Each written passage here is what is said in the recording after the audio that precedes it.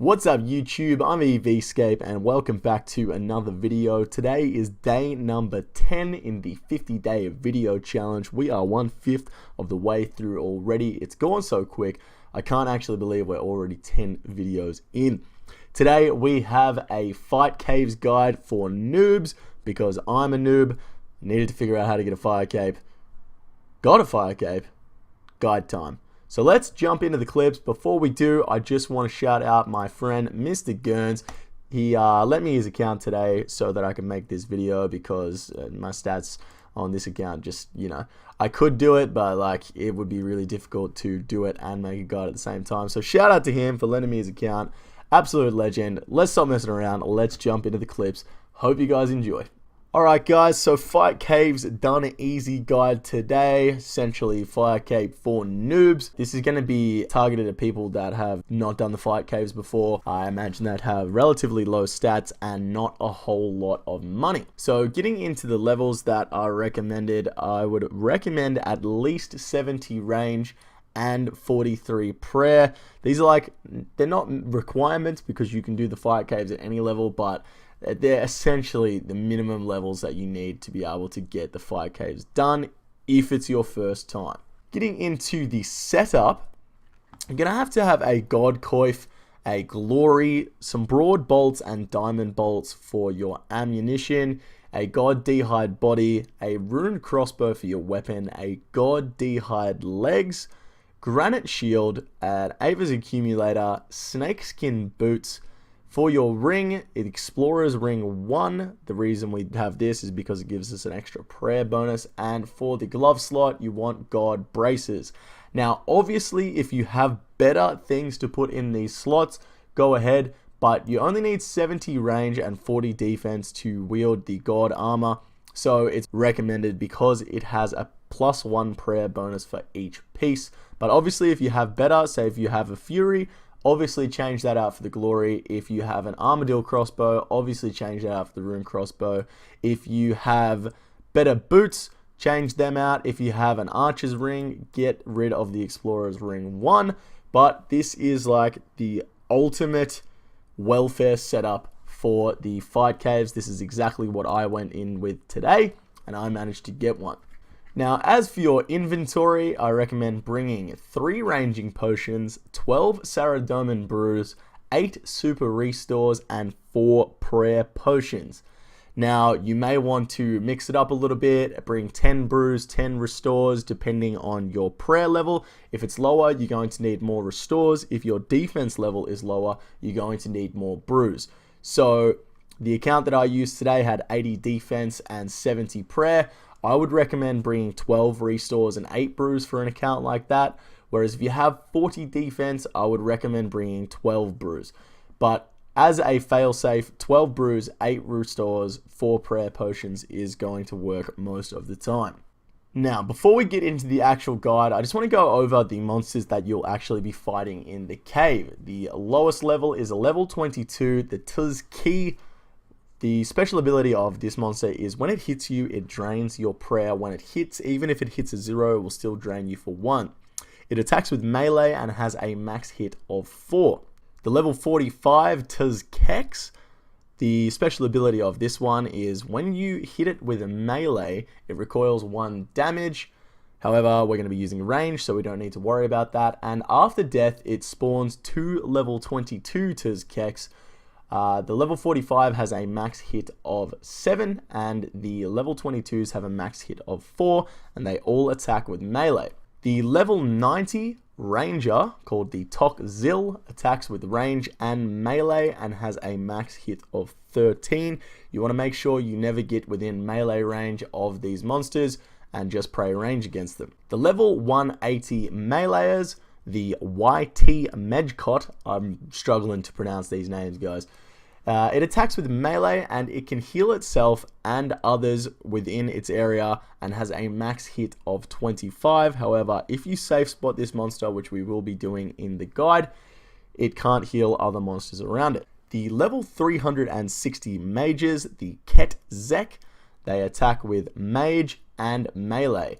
They have a max hit of 54. You want to make sure you stay out of their melee range and just pray mage against these ones. Of course, we have level 702 Tuztok Jad. It attacks with a mage, range, and melee and has a max hit of 97. Once again, we're going to be staying out of melee range of Jad. Now, once you get Jad to half health, it will spawn 4 level 108 YT Hercots that attack with melee. Their special ability is they heal Jad when he reaches half health. However, if we attack these monsters, they can't heal Jad because they will have their attention on us. So the last thing before we jump into it, I just want to go over how the wave system works. So you start off on wave 1 with a level 22. On wave 2, you will face 2 level 22s. On wave 3, you essentially join those two together and you will face off against 1 level 45. On wave 4, you'll have 1 level 45 and 122. Obviously, the next wave will be 145 and 2 22s. Then on wave 6, you'll have 2 45s. By the time you get to wave 7, there'll be 1 level 90. On wave 14, you will have 2 level 90s. On wave 15, there is a single 180. On wave 30, there will be 2 180s.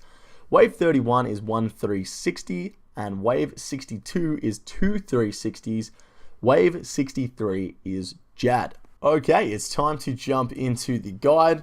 I'm going to put up a map of the entire fight cave. You enter through this doorway here, and this rock located directly south is called the Italy Rock, due to it obviously looking like the country Italy. Now, standing in this position right here is where you want to be starting every single wave, as far east and south as possible while staying on top of the Italy Rock. The reason we start here is because monsters may get stuck on the south side of the rock and make it much easier for us to deal with. So on wave 1, you're going to be facing a 22. The strategy for the 22s is simply to attack and then run away. You don't want them to hit you because when they hit you, they're going to drain your prayer, and we need to conserve as much as possible for the later waves. Once you reach wave 3, you'll be faced with a 45. Once again, this monster can only hit a max hit of 7, so don't worry about praying melee, and you don't have to safe spot this one at all. Once you reach the end of wave 6, which is the wave with the 2 45s, be prepared to turn on your protect from missiles prayer straight away, as a level 90 will spawn. Make sure you keep your distance from the level 90. It can melee you if you get within its melee range, and keep your range prayer up for every wave until wave 15. You will then have to face off against a ranger and a 22, then a ranger and 2 22s, and so on and so forth. The strategy remains the same. Keep your range prayer up and do not get within melee distance. At the end of wave 15, it's time for the 180s. Now, if you stand at the right position to start the wave, which is the bottom of the Italy Rock, one of two things can happen. The first is that the 180 will spawn to the south side of the Italy Rock and be trapped, in which case simply run to the west side of the rock and you're able to safe spot the 180. The second is that the 180 spawns west of the rock and approaches you. As it approaches you, simply turn on your protect from melee and run to the west side of the Italy Rock. The 180 will now be safe spotted on the north side and you can kill it easily. Now you can continue using this method until the end of wave 29. Keep in mind that some rangers will spawn after another 6 waves, so you have to be careful of those rangers and chuck up your range prayer when they do. At wave 30, you will now have 2 180s. Now, if both 180s spawn near each other, they can be both safe spotted on the same side. However, if they spawn separate, they can be safe spotted on either side of the rock. This is a really simple wave. All you have to do if you're worried is chuck up your melee prayer and they won't be able to hit you at all. At the end of wave 30, make sure you turn on your protect from mage straight away and do not turn it off from this point onwards unless you are absolutely 100% sure you're not being attacked by a level 360. Now, as you go through the waves with the 360s, it's advised that you start using your ranging potions to kill them quicker. You're going to be able to get through the caves quicker, number one, and you're going to be able to conserve prayer points because you're killing the mages quicker. From this point onwards, the main thing to be wary of is that the mages are there. You need to keep your mage prayer up at all times if they are attacking you. But you need to be wary of the following waves as they can be somewhat tricky. Wave 38 is going to contain one level 360 and one level 90. Make sure you keep praying mage and prioritize killing the level 90 as it's the only monster that is damaging you at that point. After you kill the ranger, you can kill the major with relative ease. From this wave onwards, make sure you always prioritize killing the ranger because there will always be a major and ranger up until wave 45. On wave 45, you're going to have one 360 and two 90s. Now, if you use the Italy rock spot, there is a very, very good chance you'll either trap the mage, the level 360, or at least one of the rangers behind the rock, and you can focus on killing one at a time, so this wave shouldn't be a problem. At wave 46, there's going to be one 360 and one 180. The goal here is to trap the 180 on the rock as you did before. However, this time you'll have to tank the melee hit if it gets within distance. If the meleeer gets trapped behind the major, prioritize killing the major as you want to conserve your prayer and you can safe spot the 180. You're going to continue doing this up until wave 53, and on wave 53 you'll have a 360, a 180 and a 90. The goal here is to try and trap the 180 behind the other monsters and then prioritize killing the ranger. It should be the only monster damaging you. If you can't trap the 180 behind the other monsters, trap it on the rock as you did in the previous waves and prioritize killing the ranger. You may have to turn your stance to your long range at this point so that you can keep the 180 trapped. Once you kill the ranger, move on to the major and then the meleeer. On wave 60, you're going to have one level 360, one 180, and two level 90s. Now, once again, if you start in the spot where I suggested at the bottom of the Italy rock, there is a very, very high chance that much like wave 45, you will trap between one and two monsters on the southern side of the rock. Make sure you prioritize trapping the 180 and then killing the rangers, then the major, then the meleeer. Keep in mind that the rangers may hit you pretty hard, so keep an eye on your hit points. On wave 61, you're going to have a 360 and two 180s. This is a very simple wave. All you have to do is trap the 180s as you did before and then kill the major, then kill the 180s. Now, wave 62 is the only wave you don't start at the Italy rock. Run to the center and take note of where the orange 360 spawns. Wherever the orange 360 spawns is where Jad will spawn in the next wave. And finally, we're on to wave 63, the Jad fight. Now, always start this wave in the Italy rock spot with protect from range active. Make sure you have your in-game sounds on and listen out for the mage hit. If you don't know what that sounds like, I will now play the sound of the mage hit and then the range hit.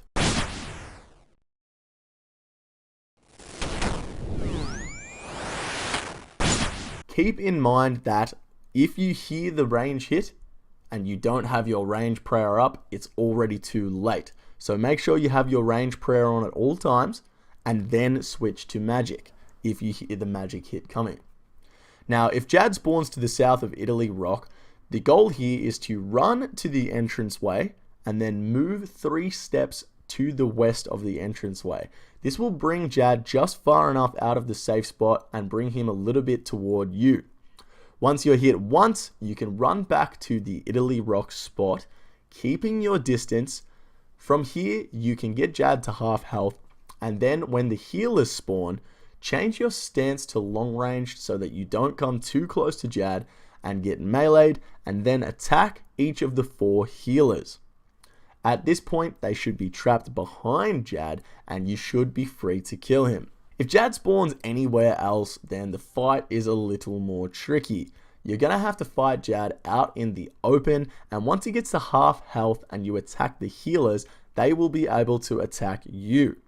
Now, their max hit is 13, and they will damage you quite a bit, but if you manage to keep your health high enough with your brews and focus on what Jad is doing, you should be fine to complete the fight.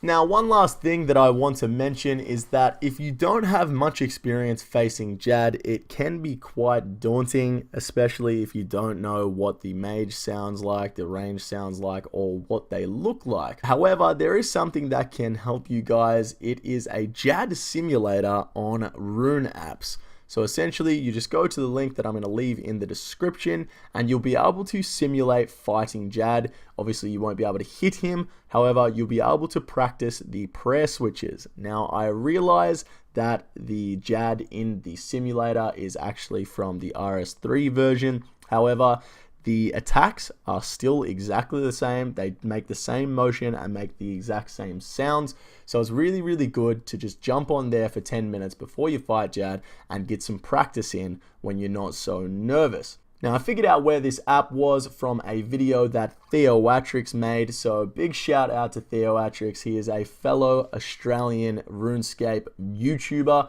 If you guys haven't checked him out, I'm sure you all have. If you haven't, I'll leave a link to his channel in the description so you guys can go check him out. So there you have it, guys, the fire cape done easy. I gotta be honest, this was probably one of the hardest videos to put together and make it look good.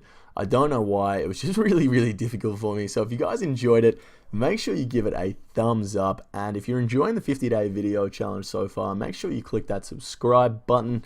We're 10 days into the challenge. We've got 40 days to go, so a lot of content coming your way. Thank you guys very much for watching today's video. I'll catch you in tomorrow's.